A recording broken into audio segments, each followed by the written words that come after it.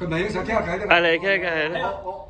我哋咧喺啲山卡拉度咧，一睇到真係黃魚頭啦，捉嘅我知有冇雞蛋？咦，仲係遠學過，等多2個鐘頭係嘛？一到鴨我等喺度等啊，一摸完佢先嗌噶嘛，未摸佢唔覺噶嘛，就揦就走啊！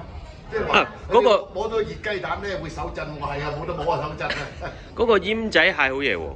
因為我媽咪澳門人咧，佢一睇啊，原來佢以前細個又係澳門好多呢啲。澳門將鹹水雞名嘅。係咯。因為點解佢靚咧？因為佢鹹淡水，同埋佢泥底得嚟咧好清，帶有沙。啲肉幾甜喎。係。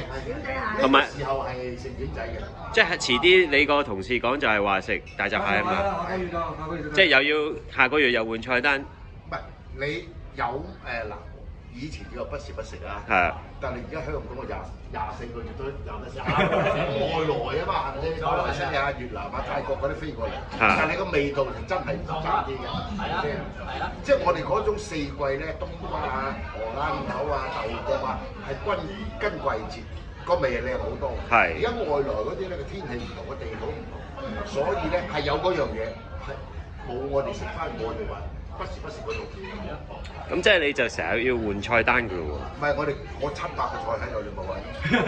你揀寫菜。即係我哋隔一排就要嚟幫襯你㗎啦。唔係你幫襯你話事，唔係我。唔係啊，佢哋中意食呢啲比較傳統啲，係咯。即係有時個有一個乞衣雞咧，我細個佢哋成日帶我去食。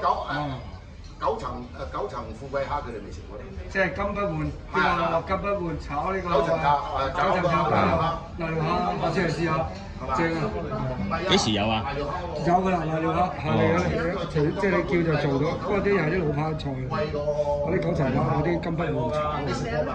食過啦，食過一次㗎。嗰啲點做？係咯，嗰啲乞衣雞真係。唔係佢嗰個好似係啲潮州人。